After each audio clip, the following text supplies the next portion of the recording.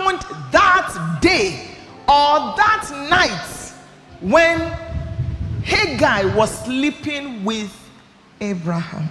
Was Sarah eavesdropping? Was Sarah taking a walk? I don't want to imagine. I don't want to see what is happening. Was she taking a walk for fresh air? Was she perambulating? The door is still locked.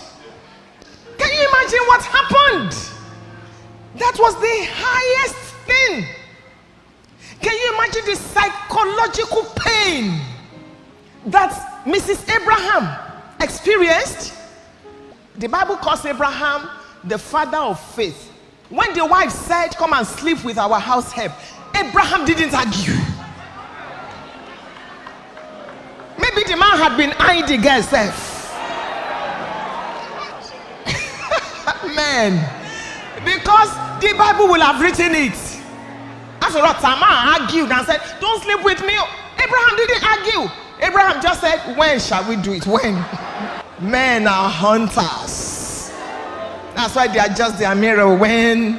Can you imagine the pain that woman went through? And when she realized that she was pregnant, she turned against her helper.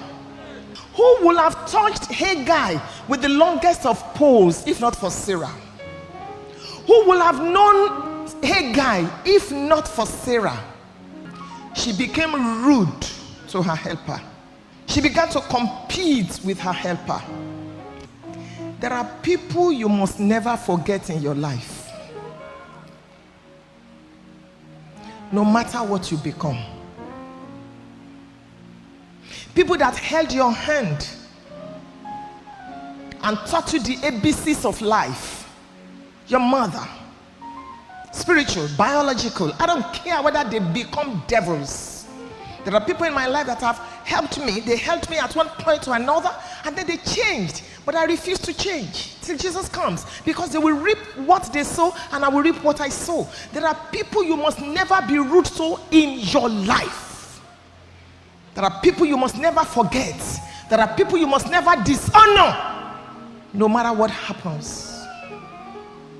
That man that paid your school fees and maybe later married you. That man that helped you, and now because you think you have arrived, you can begin to do anything. God is watching. It was so bad that Sarah showed her other side, because every woman is a bee. Every woman produces honey and every woman can sting. It's the truth. And some relationships may never be the same again. May you not make your helper to be angry. Sarah was very good to her. I'm a married woman. You think it's easy for a woman to tell you that you should come and sleep with her husband? Sarah was her helper of destiny. Sarah said to her, come and sleep with daddy. Who does that? Even when you are hugging a woman's husband, she may pretend to be looking this way, because a woman sees like an eagle. An eagle sees 360 degrees. She may pretend to be looking like this. She has eyes at the back. She's seeing. There are people that have been in your life, and there are people that are in your life that God put there as ladders to introduce you to your new level. Please behave. David will always say, bless the Lord, O my soul, and forget not. There are things you should not forget. My uncle is here this morning. I lived with him and his wife for about 10 years. I will greet him on my knees till I see Jesus, no matter what I become. Except I don't meet him. I will greet him on my knees. And I would tell his wife, all the rice I ate in your house, you cannot finish eating it till you see Jesus. You may become greater than your helper. Remember, the people that didn't allow you to die are superior to the people that allowed you to be wealthy. Because if you had died, you wouldn't have been wealthy. Hey guy, treat your Sarah well. It's not easy to help. My uncle used to work for RT Briscoe. From the little he was earning, he would buy my provision to take to secondary school. His wife would take out of their materials and sew dresses for me. Today, they don't need to pray before they eat, as long as God gives me life. They don't need to look for what to do. Never. And they don't need to work. They don't need to work at all. If not that they say, if I don't work, if I don't go to the shore, they don't need to. What they will eat till Jesus comes is settled. Treat your helpers very well.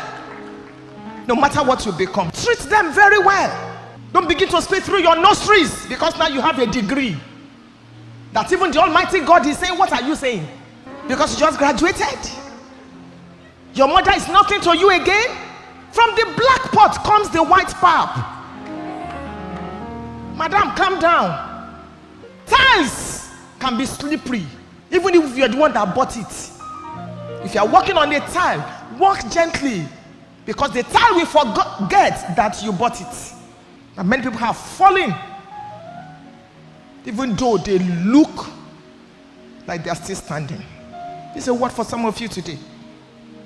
Don't ever cut the phone on your mother. Don't ever be rude to your mother-in-law. Don't ever talk against your father. People that represent parents in your life, calm down and treat them well. They may not understand why you colored your hair. Don't shout on them. You may have dresses like them, but you can never have rags like them. And rags speak about experience. Tread gently so that you can last. She wouldn't have found herself in the wilderness. And even God had to affirm, Abraham, send her out. She does not deserve to be in that house. Listen to Sarah. That girl is an ingrate. Even the Almighty God said that. It was not Ishmael that offended. He inherited wahala. How can a young child be in the wilderness? It was an inherited problem. It was her mother's behavior that pushed him out of the palace. It wasn't that boy's fault. He had inherited his mother's behavior because he was mocking Isaac when he grew up.